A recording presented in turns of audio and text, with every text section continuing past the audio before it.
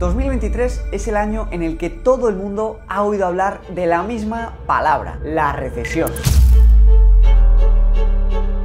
Pero, ¿qué es una recesión? ¿Qué es lo que provoca? ¿Y vamos a tener realmente en 2023 una recesión? Cuando ocurre una recesión, los precios de la bolsa se hunden, los precios de las casas caen en picado y la gente pierde sus trabajos y se vuelve una época económicamente muy difícil. Algo así como lo que vivimos en el 2008 con la gran crisis financiera y la masiva pérdida de empleos tanto en Estados Unidos como en Europa que llevó al desplome de los mercados financieros y del mercado de la vivienda. Así que en este vídeo vamos a ver qué va a pasar en 2023 con el precio de la bolsa y con el precio de la vivienda para que nosotros, los inversores, sepamos bien cómo gestionar nuestro dinero y sepamos qué esperar de este año 2023. Primero de todo, déjame explicarte que entrar en recesión se considera cuando se pasan 2 trimestres consecutivos con pérdida de crecimiento económico. Y además, y esto es nuevo porque hasta ahora no era así, se considera también que solo se entra en recesión si el mercado de empleo empieza a flojear y se dispara el paro. Por el momento, sí que hemos tenido en 2022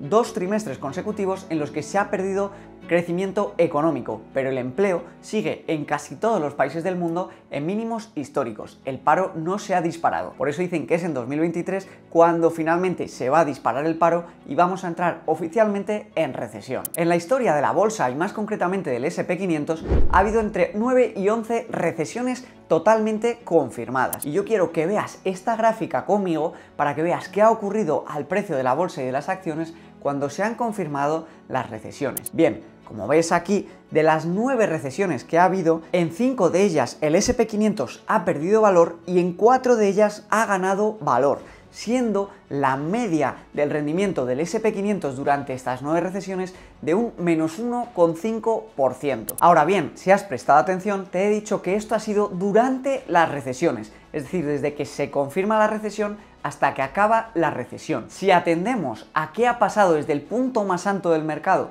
hasta que acaba la recesión, entonces la caída media, según estos estudios de Bloomberg, es de prácticamente un 16%. Y si estás al tanto un poquito de cómo ha evolucionado la bolsa, verás que ya llevamos una caída desde máximos del más del 20%. Por tanto, hemos de decir que atendiendo a cómo ha ido en el pasado en las 9 recesiones confirmadas que hemos tenido, podemos decir que la caída ya ha sido superior a la media de caídas desde el punto más alto hasta el punto más bajo de la recesión. Y esto nos lleva a un estudio aún más interesante. La firma Darrow Wealth Management, en un estudio publicado en Forbes, explicó que generalmente suele caer más el mercado antes de la recesión que durante la recesión. Todo esto nos puede hacer pensar que quizá la caída más grande en el mercado ya ha ocurrido. Pero vamos a ver también esta gráfica. Desde 1930 nos muestra todos los periodos alcistas y bajistas del mercado. Si lo analizamos con atención, veremos que solo hay 4 veces desde 1930 en las que ha ocurrido más de 2 años en las que el S&P 500 ha perdido valor de manera consecutiva. Solamente 4 ocasiones en un total de 22 mercados bajistas. Es decir, en menos de un 25% de las ocasiones el mercado del S&P 500 ha perdido valor de manera consecutiva durante 2 años o más. A modo resumen de lo que llevamos hasta ahora, déjame decirte lo siguiente. El S&P 500 ya viene de una caída grande en 2022, haciendo que rebajase bastante el precio de invertir en bolsa. Y viendo los estudios que acabamos de ver, lo que entendemos es que es muy improbable, en base a la historia, a que se vuelva a dar un segundo año en negativo. Pero además, vemos que el S&P 500 ya lleva una bajada superior de media a la que suele haber cuando se dan las recesiones. Por tanto, los datos que tenemos hasta ahora nos dan las siguientes conclusiones. El S&P 500 ya ha corregido más de un 20% desde el punto más alto hasta el mercado actual, y eso hace que se coloque en una corrección mayor a la media histórica cuando vienen recesiones. Pero además, en este último estudio de Walton Management,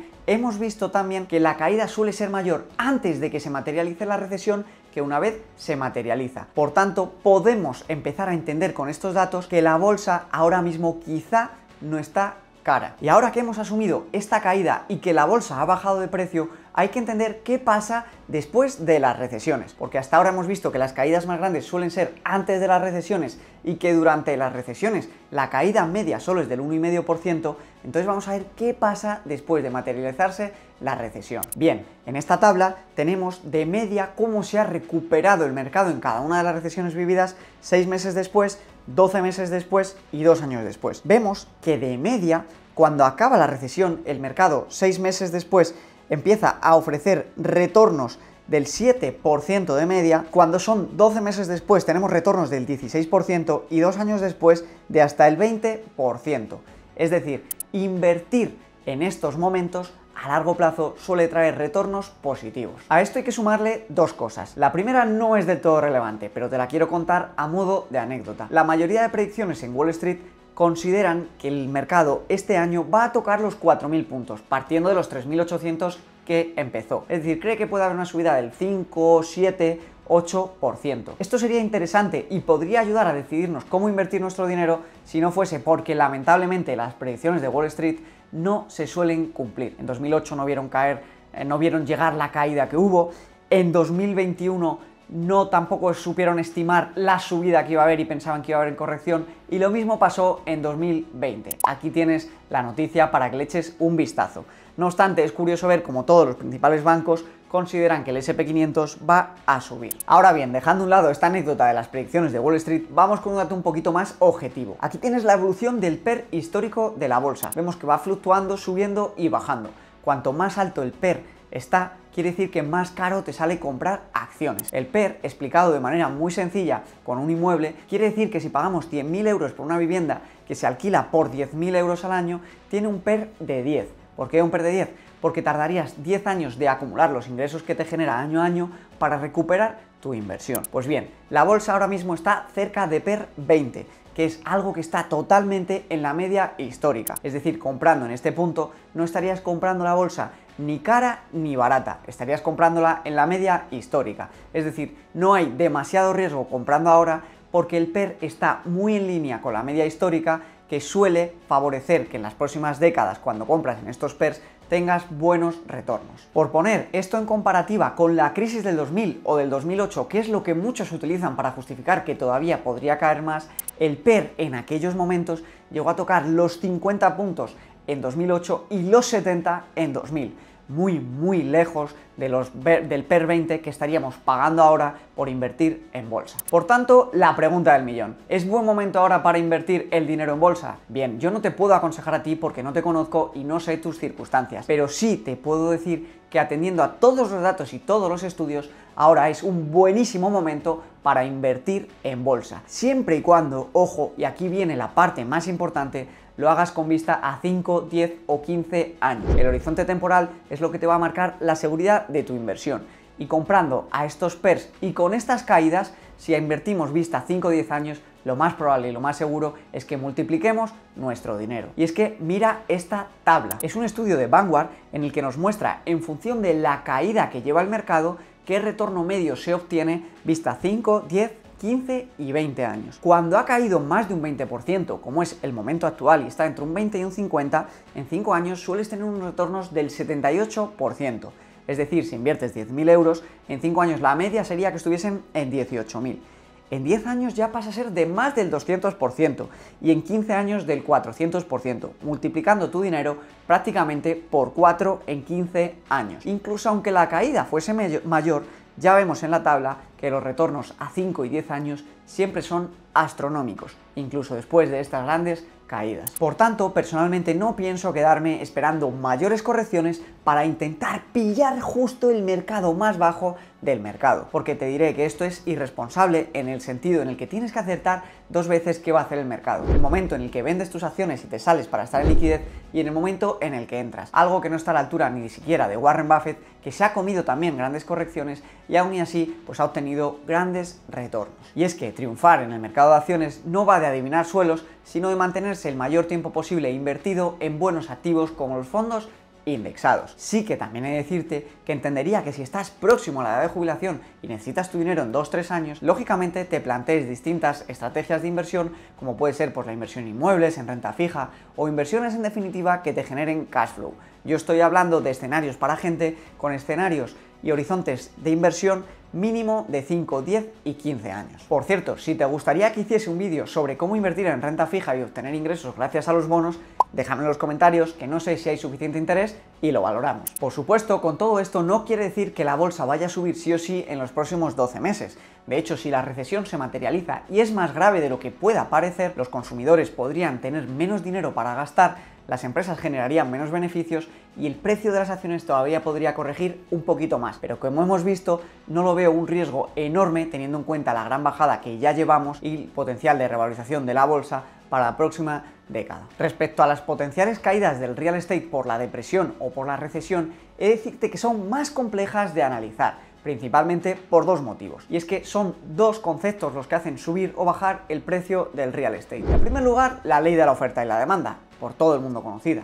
Y en segundo lugar, los tipos de interés, que marcan el precio de la financiación. Porque una casa al mismo precio puede ser más cara o más barata en función de lo cara que sea o no la financiación. Porque por desgracia la inmensa mayoría de gente evidentemente necesita financiar sus operaciones inmobiliarias para poder acceder a la vivienda. Por tanto, vamos a analizar qué pasa con las dos cosas en concreto. Sí que he de decirte que cada estado, cada país, cada ciudad o cada pueblo, la ley de la oferta y la demanda es distinta. Porque puede haber más casas existentes, puede haber población creciente, puede haber población decreciente y esto influye mucho. En este análisis vamos a ver a grosso modo el mercado americano, pero como te digo, cada ciudad es distinta. Bien, empezando por la ley de la oferta y la demanda, vamos a ver qué pasa con la oferta de casas disponibles para comprar. Como vemos aquí, generalmente en las barras grises que marca la recesión, el nuevo inventario de casas se multiplica cuando las barritas grises empiezan. Es decir, en recesión la gente pone más las casas a la venta y la gente compra menos casas,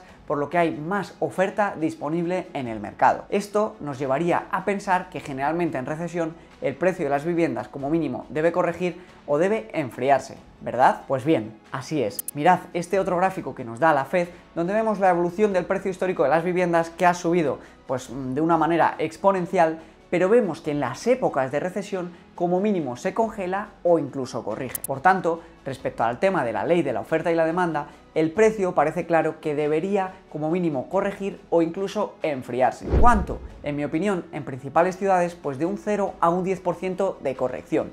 Y en pueblos o en segundas residencias podríamos ver correcciones del 10 al 20%, porque aquí hay menos demanda y más oferta. Y las cosas que no son necesarias son las primeras que se recortan cuando entramos en recesiones. Ahora bien, si estás pensando en comprar vivienda, yo no tiraría las campanas al vuelo y no estaría todavía muy feliz. Porque como te decía, el precio de la vivienda final no solo depende de cómo esté el precio fijado, sino de cuánto nos va a costar financiar esa compra.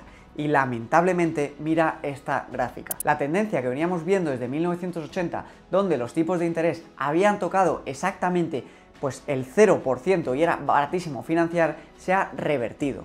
Y esto hace que las hipotecas se disparen, porque las ofertas a tipo fijo o las ofertas a tipo variable a través del Euribor siempre van en función a la previsión de qué van a hacer los tipos, y tanto la FED como el Banco Central Europeo nos están diciendo que todavía quedan subidas de tipos. Por tanto, es de esperar que la financiación a tipo fijo o la variable a través del Euribor se siga disparando durante este año. Tanto se seguirá subiendo como la FED y el Banco Central nos digan que los tipos van a seguir subiendo. Y esto ha provocado lo que vemos en pantalla. Si antes una hipoteca a tipo fijo en Estados Unidos la podíamos sacar a 30 años al 2,5%, ahora el mínimo al que podríamos conseguir esta hipoteca es al 5%. Y esto está haciendo que una misma casa que costase financiarla pues a 2,5%, unos 900 euros de cuota, ahora al 5% nos cueste financiarla pues más de 1.200 euros, con una subida de un 30% cada mes en la hipoteca. Por tanto, aunque el precio de las casas pueda corregir ese 5 o 10%, si la financiación se sigue disparando, lo que realmente está ocurriendo es que el precio de la vivienda está todavía un 20 o un 30% más caro de lo que estaba antes de la corrección por la subida de los tipos de interés. Ahora bien, otra métrica importante en el real estate es que cuando llegan momentos de depresión o de recesión, la gente tarda más en vender su casa de lo que lo hacía antes. Y si encuentras a alguien que tenga prisa por agarrar dinero y por vender su casa, puedes negociar mucho mejores precios y conseguir deals muy por debajo de precio de mercado. Esto es lo que te recomiendo hacer si quieres comprar una vivienda. No tener prisa y negociar agresivamente, sobre todo con las casas que ya lleven tiempo en el mercado y que sus propietarios puedan tener necesidad de captar dinero rápido. Hasta aquí el análisis de qué creo que va a hacer la vivienda y qué creo que van a hacer las bolsas. Como conclusión, lo que te digo, las bolsas creo que es buen momento para hacer aportaciones y para seguir acumulando en fondos indexados, y en vivienda creo que es buen momento para tener paciencia y ser agresivo en la negociación, porque así podríamos encontrar estos deals por debajo de precios de mercado que puedan hacer que hagamos buenos tratos y que incluso en el futuro podamos refinanciar cuando los tipos bajen y quedarnos con buenas hipotecas y con casas compradas a muy buen precio. Oye, suscríbete al vídeo y te dejo aquí con mi estrategia completa de inversión para este año. Nos vemos.